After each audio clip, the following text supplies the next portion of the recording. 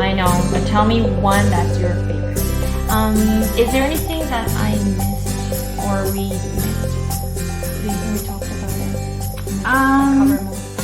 Fun. That was fun. Yeah. Oh, you did so good. Well, you did really good too. I think we covered a lot. Yeah. 캐나다 곽쌤 TV의 구독과 좋아요 꼭 눌러주세요. Oh my Which goodness. ones? I know, but tell me one that's your favorite. Oh, that's really hard. They all look amazing. We don't want to give it out too much because we want you to also, yeah. I think it's on the cover, this crown here. So tell me about the crown. I love this project because really the intention behind it is to make the kids aware that they can have an impact. Yeah. But it also incorporates role playing, right? Okay. And it incorporates learning new handcrafted right. craft skills. That's right. And it incorporates a lot of thinking and self-reflection. It's asking kids, if you could rule the world, if you were, what is one thing you would do to change the world, right? That's right. So it's really giving them that ownership. And then, so I say design a crown based on that. Right? So it's open-ended too, right? Even though I give steps, I give some basic steps, but I also tell them to be creative, to really push what they believe, right? And really ask them to take a role as a child. And I think that's so meaningful because they're not just creating the crown for sake of creating it. Yes. But they have to really think through. Yes. And all of your projects are based on that. Like it's Yes. not just creating pretty things or craft. It's Yes. not just arts and craft. Like they really have to think through. Yes, there's that self-exploration, Yeah. and that's so important to me because it gets missed over and over and over again in a lot of art projects. That's right. Especially for younger kids. I think the teens, there's a lot of that kind of asking, but I think we should empower children to really take to task. That's right. Right? Their own duty to, self-explore. Right? That's right. Yeah. So with the crown, I say I chose blue because it reminds me of the water. Yes. And what I would do if I was the ruler of the world is I would get rid of all the plastic in the sea. So that's why the crown represents that. It's a symbol. So I talk to them about symbols and what is a symbol. So that's where that comes into play. Very nice. So I found some old straws. I cut them up. I put them on so that it starts a conversation. Oh. Yeah. So nice. And then you can also put like LED light if you have, so it kind of glows too. Yes, because that's for fun. Yeah, but I love that idea. Yeah. I love it.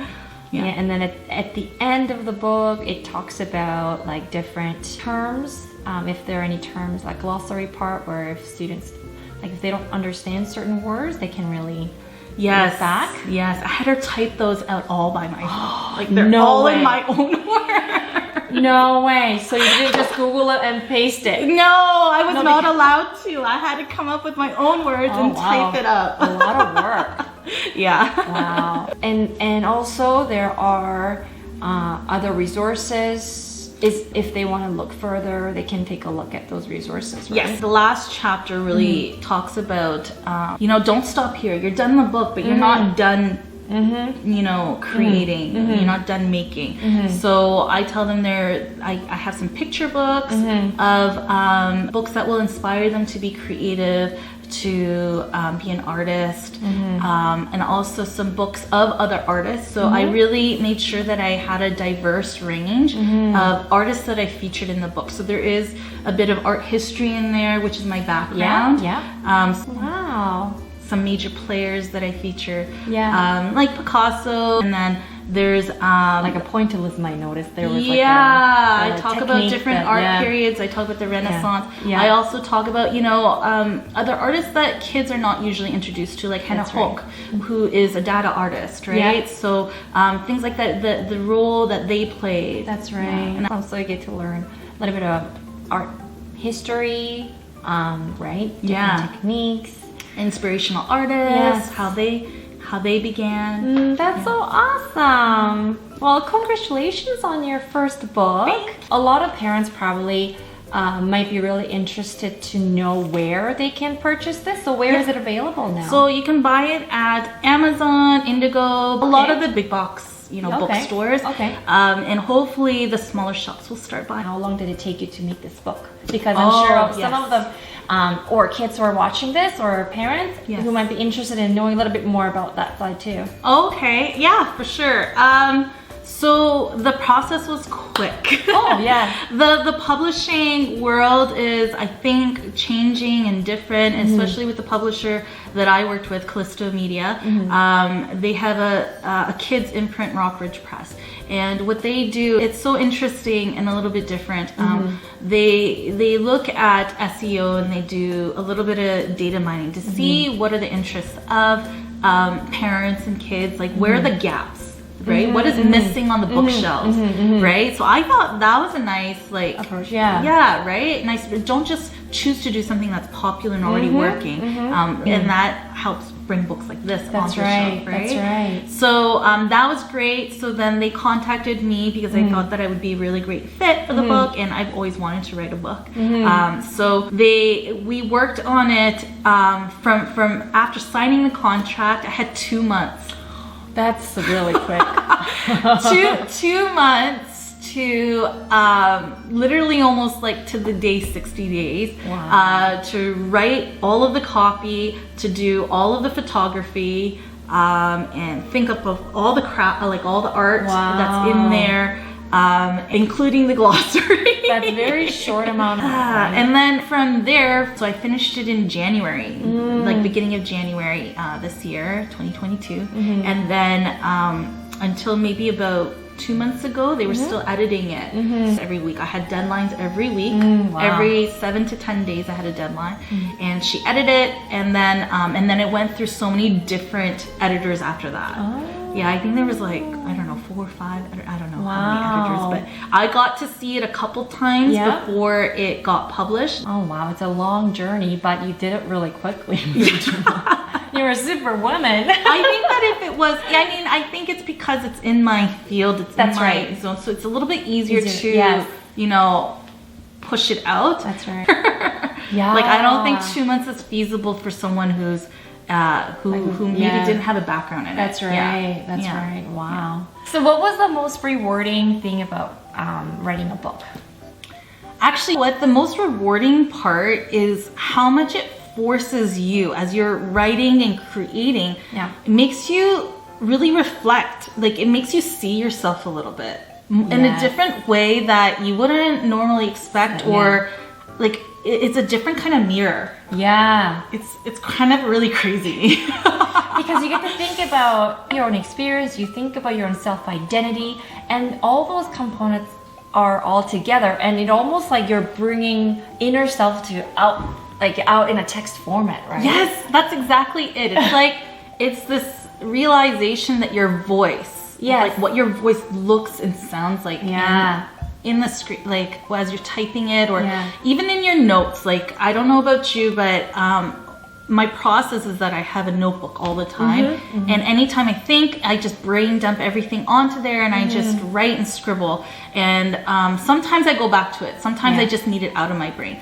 But once it then translates to the book and you're editing and it really helps you see like what's important to you. That's right. Because you have to pick and choose. You can't do everything. That's right. Right? And so you almost end up grading what's really important to you. There's so much like picking at yourself almost, right? That's right. It's very humbling experience. It really is. It's that was the most rewarding, to see that, after that's the, like, I didn't know, like, I usually have that experience with, things that I, like with art that I'm creating, or illustrations, but usually that's outward. Like, I'm trying to say something about the world, right? And I don't know, writing a book is different. Because art is visual. People see it right there, whereas writing a book, like, you want to make sure the wording is right. You want to make sure you convey your idea into a text format so that your audience are fully on the same page as on you. So it's how you write it, how you format it. Yes. All those things matter. Yes, and it takes you on a journey. Yes. Right? It's a whole journey. It's a whole journey. in and of itself. Even though it was done in 2 months, wow, did I learn so much about myself. Yeah. Thank you. Thank you so much for interviewing with me today. Thank you for having me on here. I'm really proud of what you're doing. I really am. I can't watch a lot of the videos you do because I can't. It's only Korean. I mean, I watch K-drama, but K-drama has subtitles. It's okay. But knowing you, and I did see some of the books that you were, talking about and reading about, and it's so inspiring and so brave. I'm so humble. The thing is, I really look up to you in terms of like doing things and like things like that, because I always think about it, but it's hard for me to put it into an action, right? But you are. I love that. But you are.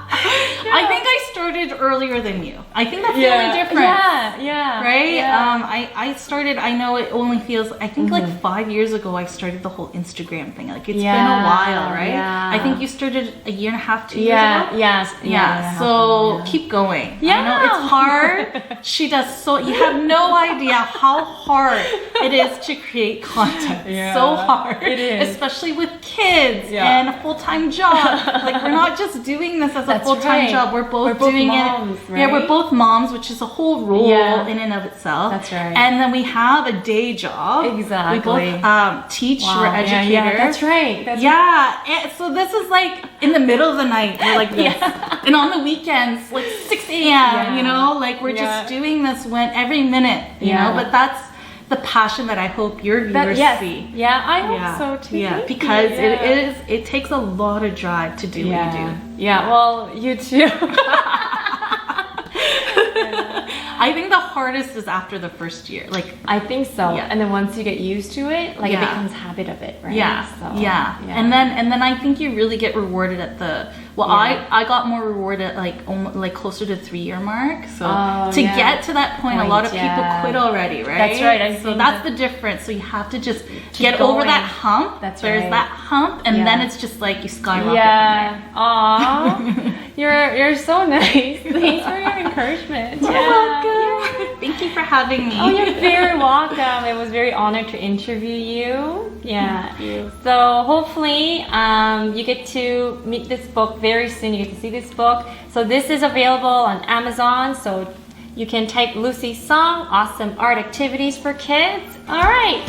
So thank you so much for watching my video today. Don't forget to subscribe and press like. Thank you. Thank you. Bye.